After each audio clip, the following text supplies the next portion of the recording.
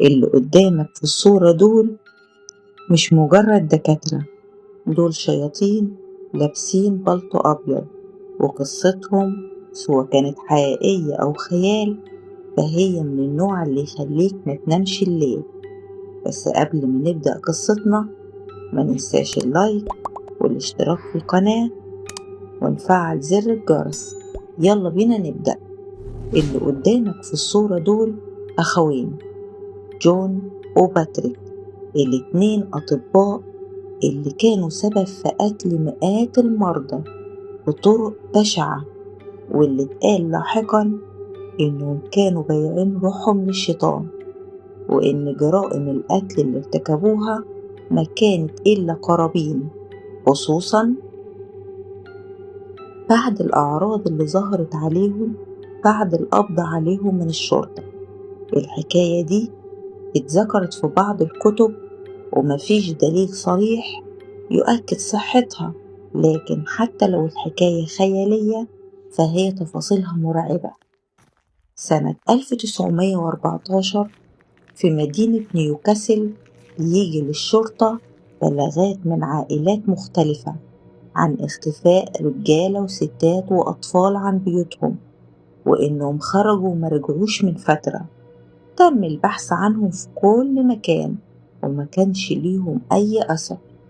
الشرطة بدأت التحريات واكتشفت إن كل الأشخاص المتبلغ عن اختفائهم تقريبا كان آخر مكان اتوجهوا ليه لما خرجوا من بيوتهم قبل اختفائهم مباشرة هو مستشفى كبيرة ومعروفة في المدينة، فبناء عليه تقتحم الشرطة المستشفى علشان تفتشها وتستجوب المسؤولين، وتكون الصدمة والرعب لما لقوا فيه بدروم تحتها بيحتوي على مئات من الجثث.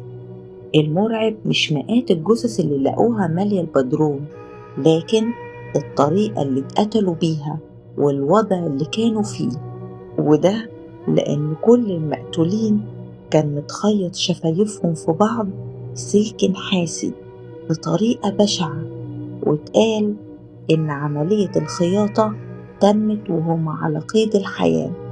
مش بس كده، لقيوا إن كل الضحايا مقطوع من كف إيديهم الشمال آخر صباعين، بس الأغرب إنهم قالوا إن الصباعين دول مقطوعين عن طريق العض من أسنان حيوانية.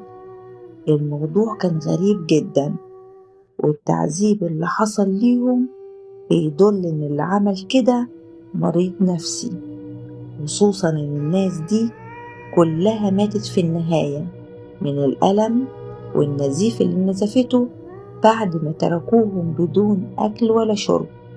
الغريب بقى هو أقوال الاتنين الأطباء جون وباتريك اللي اعترفوا إنهم هما اللي عملوا كده، وإنهم كانوا بيستغلوا المرضى اللي بيكون فيهم مواصفات معينة ويتم قتلهم بالطريقة دي.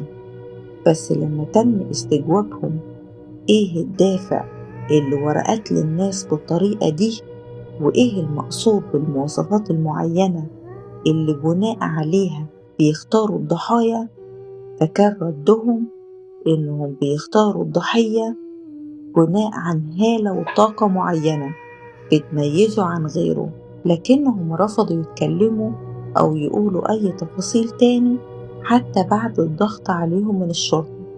في التقارير اللي نزلت عن القضية دي لقيوا إنهم كانوا بيجمعوا الجثث كلها لحد ما تعفن ويتعمل بيها طقوس مش مفهومة بعد ما تطلع ريحتها، وده لقوه في أوضة معينة بأدوات تدل إن في طقوس بتتعمل بالجثث بعد ما تعفن.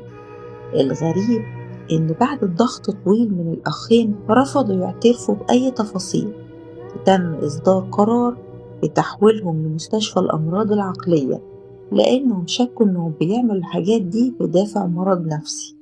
لكن بعد ما راحوا المستشفى بدأ يحصل لهم أعراض غريبة، بدأ يجيلهم حالة تشنجات فجأة وما كانش حد بيقدر يسيطر عليهم، لدرجة إنهم كانوا بيكتفوهم في السراير، لحد ما في يوم لقيوا باتريك الأخ الأصغر لجون فك قيوده، ودخلوا عليه لقوه أكل راس أخوه في منظر هو الأبشع على الإطلاق.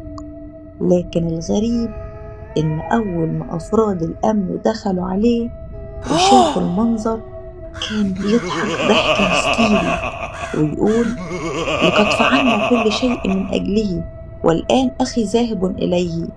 كان بيكرر الجملة دي وبسرعة لحد ما في نفس اللحظة وقع مكانه، مات بسكتة قلبية. كل التقارير طلعت بعدها وقالت إن الأخين كانوا بيقدموا الضحايا اللي عملوا فيهم كده بالطقوس دي كقرابين للشيطان. وفي النهاية مش مهم نصدق القصة أو نكذبها، المهم إننا نسأل نفسنا لو في فعلا بشر ممكن يعملوا كده يبقى إحنا قدام رعب مش خارق، رعب واقعي جدا. ولما تعرف إنهم قالوا فعلنا كل شيء من أجله والآن أخي ذاهب إليه، ساعتها تعرف إن بعض الحكايات مش بتتحكي علشان تتسلى، بتتحكي علشان تفتح عينيك. وبكده تكون خلصت حكايتنا. ما ننساش اللايك والاشتراك في القناة ونفعل زر الجرس علشان يوصل لكم حكاياتنا اللي جاية. سلام.